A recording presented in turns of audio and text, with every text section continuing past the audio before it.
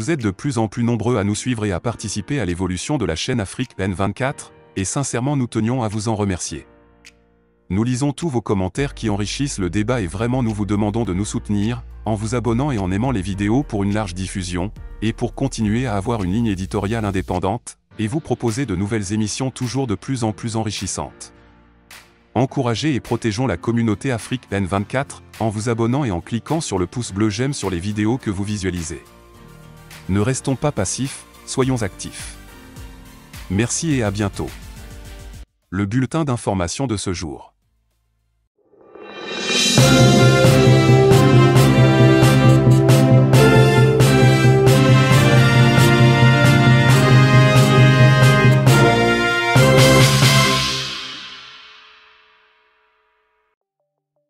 Niger.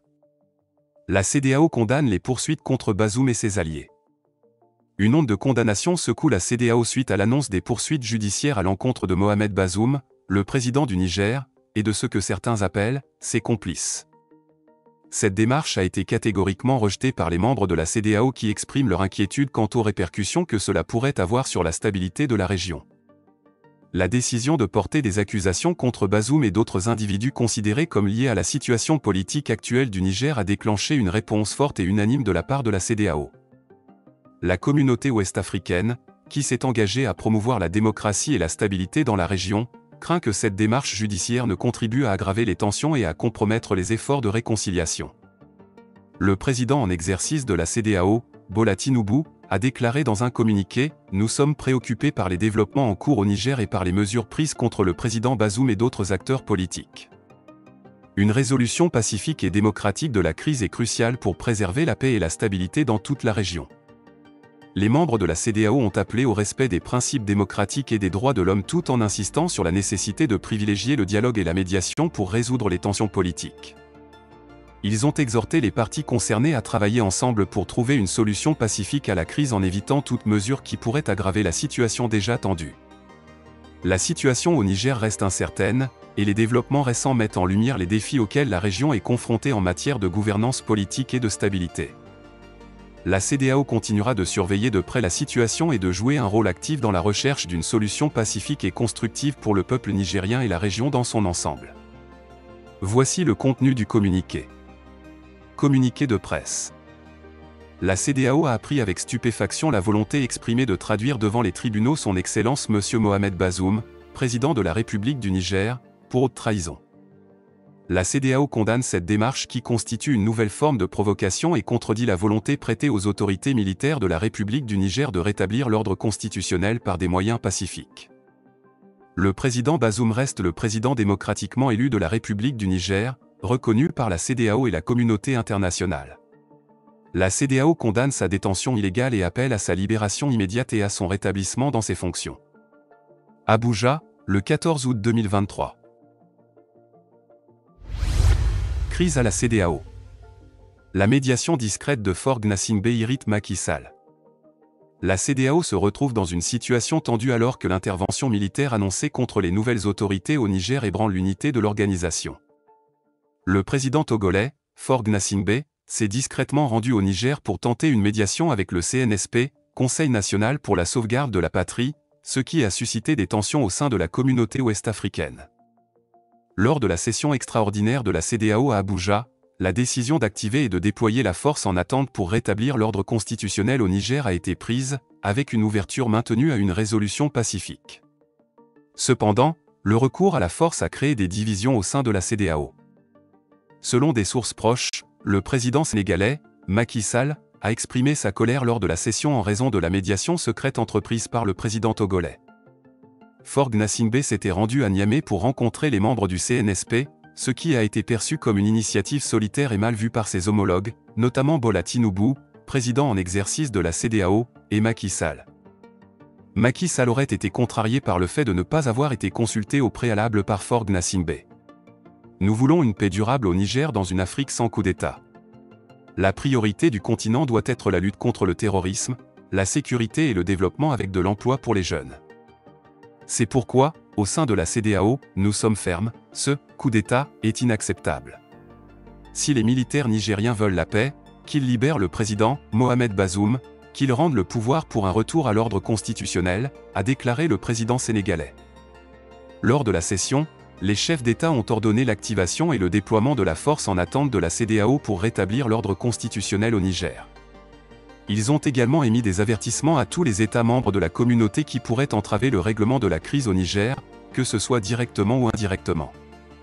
La CEDEAO se trouve maintenant à un moment crucial, alors que la question de la méthode pour résoudre la crise nigérienne expose des fractures internes au sein de l'organisation régionale. Togo. La prochaine crise se pointe à l'horizon dans la CEDEAO. La dynamique pour la majorité du peuple, DMP, au Togo exhorte les Togolais à se préparer à des manifestations contre l'inertie de la CEDEAO face aux fraudes électorales. Dans un récent communiqué émis par la dynamique pour la majorité du peuple, DMP, un appel vibrant a été lancé en direction des citoyens togolais afin qu'ils se mobilisent et se préparent à participer à des manifestations. Le but de cette mobilisation est de protester contre ce que la DMP perçoit comme l'incapacité de la Commission économique des États de l'Afrique de l'Ouest, CEDEAO, à agir de manière adéquate en réponse aux préoccupations liées aux fraudes électorales et à la situation préélectorale au Togo. Le communiqué de la DMP. Au cœur de ce communiqué se trouve un appel pressant à l'action, avec la DMP soulignant la nécessité pour les citoyens togolais de se préparer à des manifestations d'envergure. Cette initiative vise à attirer l'attention sur les enjeux importants liés à la transparence et à l'intégrité des élections dans le contexte togolais. Le communiqué soulève également des préoccupations concernant la situation sociopolitique préélectorale au Togo. En mettant l'accent sur cette question, la DMP s'efforce d'attirer l'attention du public et de la communauté internationale sur les problèmes qui entourent le processus électoral dans le pays. L'un des points centraux du communiqué est l'interpellation de la CEDEAO. La DMP exprime sa déception quant à l'attitude de la CEDEAO envers les préoccupations relatives aux fraudes électorales au Togo. Le communiqué suggère que l'organisme régional n'a pas pris de mesures suffisantes pour s'assurer que les élections au Togo se déroulent de manière libre, honnête et transparente. En conséquence, la DMP appelle à une prise de conscience collective et à une action concertée pour remédier à cette situation. Le contexte sociopolitique préélectoral au Togo est marqué par des débats animés concernant l'intégrité du processus électoral. Les préoccupations autour de la liste électorale et de l'enregistrement des citoyens pour voter ont suscité des inquiétudes quant à l'équité et à la transparence du processus électoral. La DMP, en tant qu'acteur majeur dans le paysage politique togolais, joue un rôle crucial en soulevant ces problèmes et en mobilisant la population pour y faire face. La CEDEAO, en tant qu'organisation régionale engagée dans la promotion de la démocratie et de la stabilité dans la région, est également mise en avant dans le communiqué. La DMP déplore le manque d'action proactive de la CEDEAO pour répondre aux défis électoraux au Togo, ce qui, selon elle, risque de compromettre la légitimité des élections et la crédibilité de l'organisme régional. Le communiqué de la DMP annonce également des manifestations futures comme moyen de pression pour demander des élections justes, libres et transparentes. Cette initiative s'inscrit dans le droit fil du droit à la protestation pacifique et du désir de la population de voir ses préoccupations prises en compte.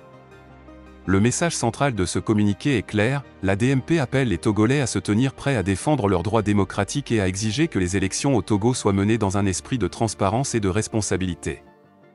La mobilisation et l'engagement civique sont présentés comme des moyens essentiels pour garantir que les aspirations démocratiques du peuple togolais soient respectées et réalisées. En fin de compte, ce communiqué met en évidence la persévérance de la DMP dans son engagement envers la démocratie et les droits de l'homme au Togo. Il souligne également l'importance cruciale de la vigilance citoyenne et de la participation active pour façonner l'avenir politique du pays dans le respect des principes démocratiques et de la justice. Voici le contenu du communiqué de la DMP. Communiqué de la DMP. La CEDEAO et la communauté internationale doivent agir en amont aujourd'hui pour des élections libres, honnêtes et transparentes au Togo pour éviter de se décrédibiliser. Le 25 juillet 2023, la DMP informait l'opinion publique nationale et internationale de ce qu'elle a soutenu l'action d'une citoyenne devant la Cour de justice de la CEDEAO en vue de voir condamner l'État togolais pour avoir refusé de l'enregistrer sur une liste électorale en arrêtant le processus d'inscription dans la zone 1. Alors que l'action suit son cours devant la dite Cour, la DMP tient à informer les populations togolaises de la suite des efforts qu'elle continue de déployer afin que tous les Togolais réunissant les conditions soient enregistrés et que les prochaines élections au Togo se déroulent sur la base de fichiers fiables. Conditions d'élections transparentes, démocratiques et justes. En effet, le 28 juillet 2023, les formations politiques membres de la DMP, en se fondant sur le lien de connexité entre les demandes qu'ils projetaient de soumettre à la Cour et celles de la citoyenne, ont introduit une action en intervention volontaire devant la Cour de justice de la CEDEAO, afin qu'elle juge et dise qu'il y a eu violation des droits des parties intervenants volontaires de prendre part à la direction des affaires politiques de leur pays, soit directement, soit par l'intermédiaire de représentants librement choisis, à travers des élections libres, honnêtes et transparentes conformément aux articles 21 de la Déclaration universelle des droits de l'homme, 13 à 1 de la Charte africaine des droits de l'homme et des peuples, premier du protocole de Dakar du 21 décembre 2001 sur la démocratie et la bonne gouvernance. Ordonne à l'État du Togo de prendre toutes les mesures pour faire cesser immédiatement cette violation en faisant procéder, sur toute l'étendue du territoire national à l'inscription des citoyens togolais qui remplissent les conditions requises notamment d'âge, et qui n'ont pas pu le faire, sur la liste avant toute élection en perspective. Au moment où les peuples se mobilisent de plus en plus avec détermination pour confier leur destin aux dirigeants qu'ils ont librement choisis et qui servent avant tout leurs intérêts, la DMP est plus que jamais décidée à mobiliser et à accompagner le peuple togolais afin qu'il redouble de détermination pour faire aboutir la lutte qu'il a entamée depuis plus de 3 décennies. La DMP voudrait rappeler que son combat pour l'inscription des Togolais réunissant les conditions pour se faire inscrire sur une liste électorale et pour des élections libres, transparentes et honnêtes s'inscrit dans le cadre de sa plateforme de revendication rendue publique et comportant les points suivants pour des élections apaisées au retour des exilés politiques, libération de tous les détenus politiques, des élections transparentes, libres, démocratiques, révision du découpage électoral, recomposition de la CENI et de la Cour constitutionnelle, proclamation des résultats des élections, bureau de vote par bureau de vote. La DMP rappelle que ces revendications ont été communiquées au chef de l'État togolais, à la CEDEAO et aux autres partenaires du Togo afin qu'ils amènent les autorités togolaises à les prendre en considération. Le représentant de la CEDEAO a reçu une délégation de la DMP suite à son courrier, mais nous attendons en vain des initiatives concrètes pour faire triompher les aspirations des populations togolaises. Au moment où toute la communauté internationale et au premier plan la CEDEAO se mobilise pour combattre le coup d'État intervenu au Niger, pourtant massivement soutenu par le peuple nigérien.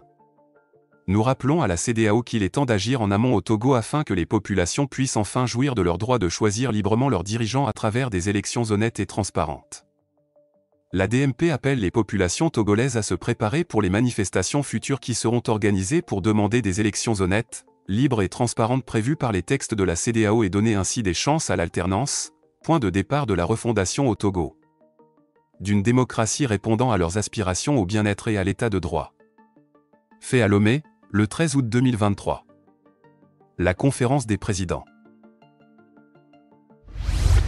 Ouganda. L'Ouganda fait un pas audacieux vers l'énergie nucléaire avec le soutien de la Russie et de la Corée du Sud. Dans un tournant décisif pour son pays, le président Yoweri Museveni de l'Ouganda a annoncé hier l'intention de construire les 2 premières centrales nucléaires du pays. Cette initiative ambitieuse, réalisée en partenariat avec des géants de l'industrie nucléaire tels que la Russie et la Corée du Sud, marque une étape majeure dans la quête de l'Ouganda pour diversifier son mix énergétique et répondre à la demande croissante d'électricité dans la région.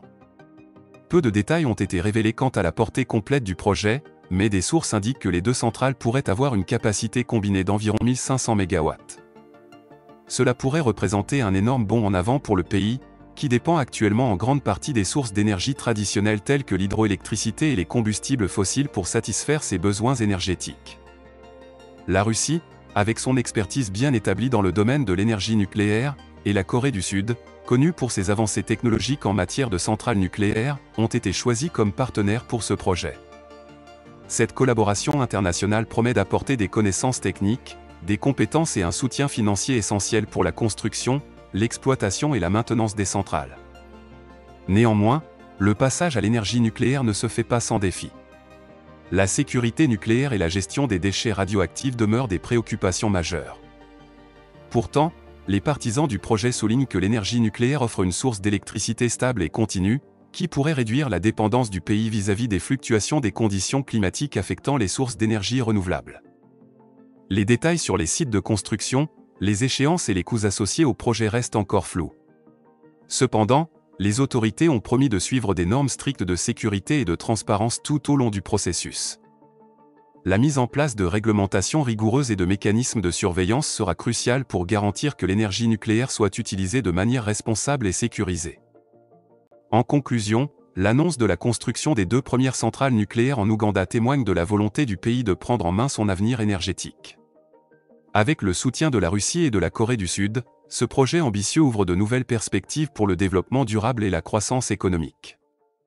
Cependant, la route vers l'énergie nucléaire n'est pas dénuée d'obstacles, et il reste à voir comment l'Ouganda gérera les défis techniques, environnementaux et sécuritaires inhérents à cette transition énergétique majeure.